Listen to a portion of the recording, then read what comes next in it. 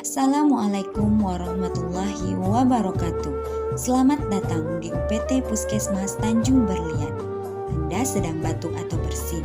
Tahukah Anda bahwa saat ini Anda berpotensi menyebarkan ribuan hingga jutaan kuman ke udara? Anda dapat mencegahnya dengan melakukan etika batuk yang benar berikut ini.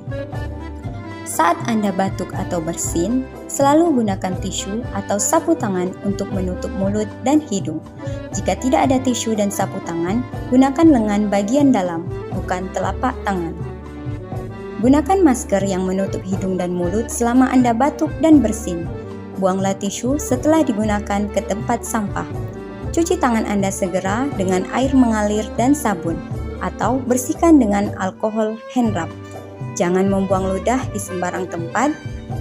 Dengan menjalankan etika batuk ini, maka kamu ikut membantu mengendalikan infeksi di sekitar kita.